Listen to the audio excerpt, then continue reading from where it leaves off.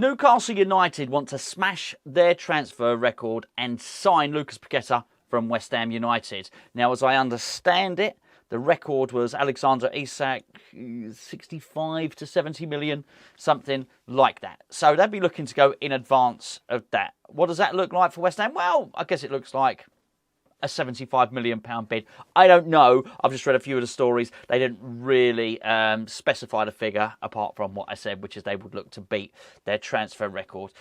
I mean, there's so much to discuss here because on the same day, it looks as if Newcastle United are going to loan Ruben Neves. Now, if you're not up on this story, I'm sure most of you are, it's not what you think. They're not going to loan Ruben Neves from Wolves. Here's what it looks like is going to happen. Ruben Neves gets sold from Wolves to a team in Saudi Arabia, a Saudi Arabian club team. There's lots of people going over. Chelsea and Ronaldo are basically over there playing at the moment. Wolves, I don't know if the transfer's gone through yet, but Wolves accepted a £46 million deal for Neves. It now seems that Saudi-owned Newcastle United might be able to loan Neves from the Saudi club that just bought him. I guess you've sussed it out already. It's a way of circumventing the rules at the moment. And they are the financial fair play rules, which I don't like. I don't like financial fair play, by the way. I'll get back to Paqueta in a second, otherwise we'll digress too much. I don't like financial fair play. It wasn't put in place to help clubs like Portsmouth and Leeds who might have gone bankrupt. That wasn't why it was there. It was there to ring fence clubs like Real Madrid, like Manchester United, so nobody else could come up and challenge them. I thought it killed ambition. However, it's in place, so people like Chelsea and Newcastle are looking to find a way around it. We'll get back to that in a minute. Let's get back to Paqueta. Why would Paqueta want to go to Newcastle? Well, why wouldn't he want to go to Newcastle in many respects? They've got Champions League football. His mate, Bruno Guimaraes, plays there, and they played together, obviously, at national level and at club level. And, well, he'd get a sack load of money, wouldn't he? Let's be perfectly honest about it. He'd get an awful lot of money by going, hey, maybe he could go to Saudi Arabia and then sign for Newcastle. Who knows? It would be a really bad move for West Ham. A really, really bad move. I think on the one side, you could probably say, well, this means West Ham's buying policy is better. For too many years now, West Ham have bought a player and he becomes worth less than what we paid for him.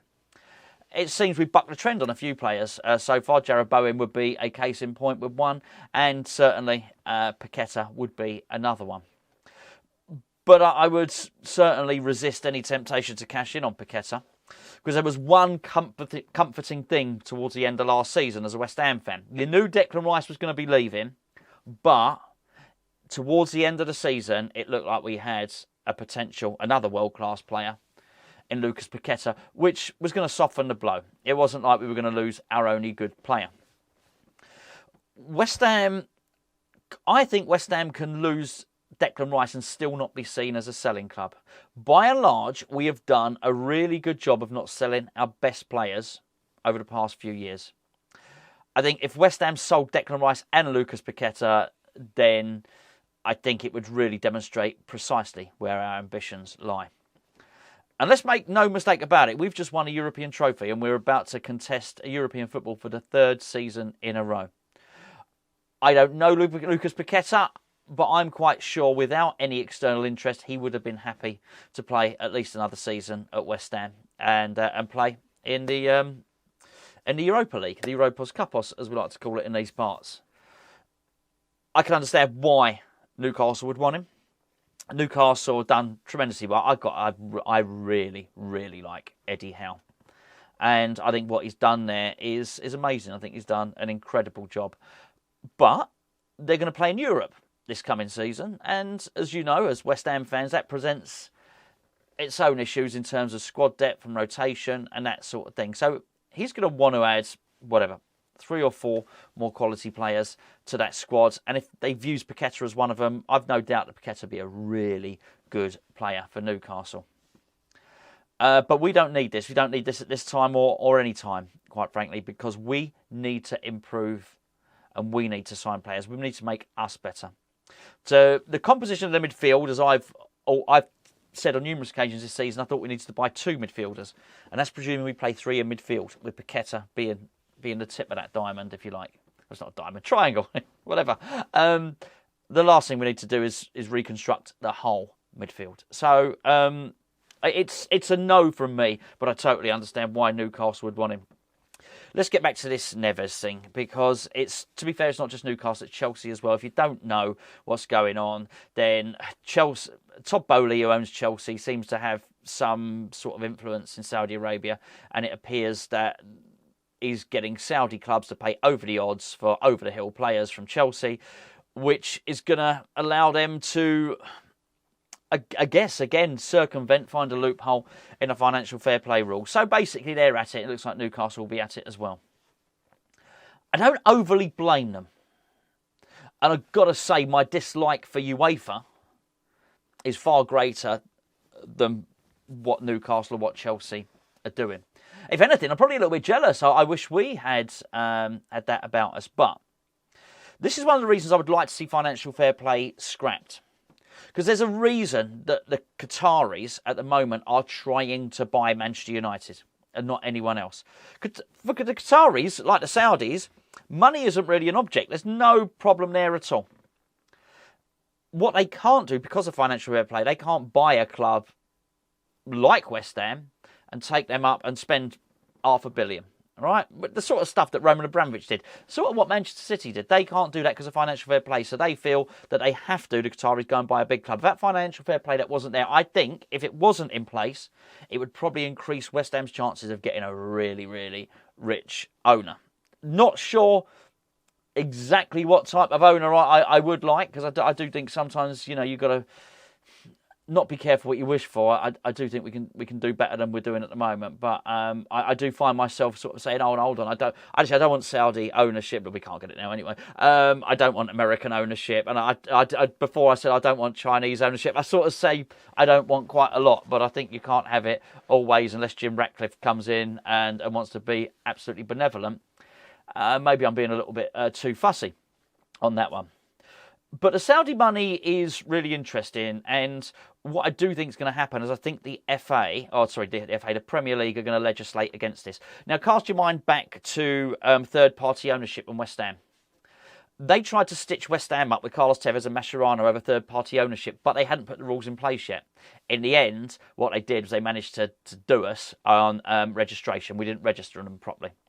But what happened was, as soon as they realised that we'd found a loophole with Tevez and Mascherano, was they then brought in the rules to say no third-party ownership. I'm pretty sure that, be it the Premier League or UEFA or maybe both, will implement something really quickly that will stop what's going on happening. You're not allowed to sell players to Saudi Arabia for overinflated fees. You're certainly not allowed to sell a player to Saudi Arabia and then loan him back and over to this league. They'll put something in place. But before that window of opportunity slams shut, they're going to get in there and they're going to do what they can do. And I, as I say, I really, really don't blame them.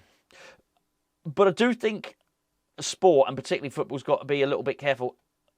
The trouble is, whenever you apply restrictions, someone's always going to find a way through it. So it's why I wish there weren't any restrictions in that sense. Look, Newcastle's takeover was held up for quite some time. There were two reasons. Number one was piracy with Premier League football. The other reason was that there were some concerns within the Premier League that Newcastle would be owned by the state, would be owned by Saudi Arabia.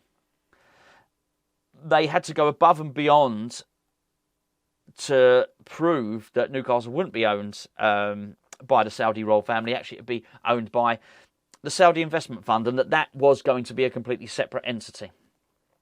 That's all been blown out the water now. It's quite clear that the royal family own everything, and it doesn't really matter. That's why they can do the sort of things they're doing. In fact, that was blown out the water when they were all flown over to Saudi Arabia. When I say they, I mean Eddie Howe and all the Newcastle team were flown over to Saudi Arabia by the Saudi royal family before the World Cup in Qatar. It was quite clear what the links were there anyway. But I think my desire to not have these limitations is quite big. But then I can also see what's happening in boxing and happening in golf. And I'm not going to bore you with what's happening in golf. You either know or you don't. But pretty much Live Golf, who again are under the same umbrella of Saudi investment, they've pretty much bought out golf. The PGA, who run golf in the States anyway, the PGA Tour, tried to resist as long as they could. Now I think you'll find that some of the Saudis have actually got they've actually merged, and there's some of the Saudi folk are on the board at the PGA or something like that. I might have that wrong, but I'm not too far wrong. Then you've got to look at boxing. My point being, it's very, very hard to resist. I'll simplify it as much as I can. Well, let's go with a heavyweight title. Heavyweight world champion in boxing. If you don't follow boxing, there's not one heavyweight world champion. There's lots of belts, basically. And so rather than, if you're a heavyweight champion of the world, it doesn't necessarily mean you're the best heavyweight in the world. There's only one way you can find that out, and that's by having a unified world title. That is where a person that has some of the belts fights the other guy who has the rest of the belts. Then you put them all together. One guy has all the belts. It's undisputed. You are the top guy. You're the toughest guy, the baddest man on the planet, as they like to call it. There's two guys that hold all the belts at the moment. One of them's called Tyson Fury. One of them's called Alexander Usyk. They should fight each other. They haven't fought each other. And the reason they haven't fought each other, because there is ultimate glory at the end. Ultimate glory, the best heavyweight on the planet. Yet that ultimate glory is being put to one side because of money. And what's happened is they don't want to fight in London. They don't want to fight in Cardiff. They don't want to fight anywhere like that because the money on offer in Saudi Arabia is so much more. Whilst they could earn sort of 30 million for a fight in London, they can earn 100, 200 million for a fight in Saudi Arabia. Nothing wrong with that, of course. But what you've seen is the upshot of it is actually there's been no fights at all. These fighters are inactive. They're not fighting. I mean, gone are the days when you used to, maybe see Lennox Lewis or Frank Bruno or whoever else fighting 3 times a year. That does not happen now. This stuff does not happen. And it's because everybody's waiting for the big paycheck from Saudi Arabia. Everyone wants to fight in Saudi Arabia and nowhere else. I don't know what that's going to mean for football. It may well be that it pushes wages up. It's going to be a really interesting time for football. And for that reason, I think maybe restrictions possibly should be lifted. But what it's shown with boxing and with golf, is boxing and with golf, is that there's no duty of care from the Saudis. They don't care about it's not just the history of the game. They don't care about the health of boxing particularly. Saudi Arabia doesn't care if no boxing bouts happen anywhere else in the world as long as they're all right. Saudi Arabia doesn't really care what happens with golf elsewhere as long as they're all right, because they pay such high wages. And we've got to be really, really careful, I think, with this, that we don't get to a situation where they don't really care what happens over here either. That being said, I do think it's quite healthy if Newcastle, it pains me to say it, Chelsea can go up there, and if those two were the top two next season, bearing in mind I always criticise the Bundesliga, that wouldn't look too bad in terms of the health of the Premier League. If those two were replaced, and they replaced, who would it be, Manchester City and Arsenal, then that's good. That's a competitive Premier League, right? As long as it keeps on changing, as long as it keeps on swapping. Back to the original point, Lucas Paqueta to Newcastle. We have to say no. But there's one thing that they've shown in their loopholes, and there's one thing that they've shown, they have money. You don't have to accept 75 million for Lucas Paqueta from Newcastle. Newcastle say the words, we're not going to pay over the odds, we won't be held to ransom. Well, those are the words. Actually, the indications by what's going on in Saudi Arabia, and we've already proven that it's a link, they suggest that actually money's no object. So I think if Newcastle do want Lucas Paqueta, then I think what West Ham have to do is turn around and say, well, you want Lucas Paqueta, we know you've got the money, that's going to cost you 160, 170 million, something like that. Hopefully it puts them off. If it's not going to put them off, then it's a case of, well, you're going to have to find a way to pay us. You're going to have to find a way to extract this player from West Ham United and get him to Newcastle. And I think what we've seen, in the case of Ruben Neves, Newcastle have shown they can absolutely do that.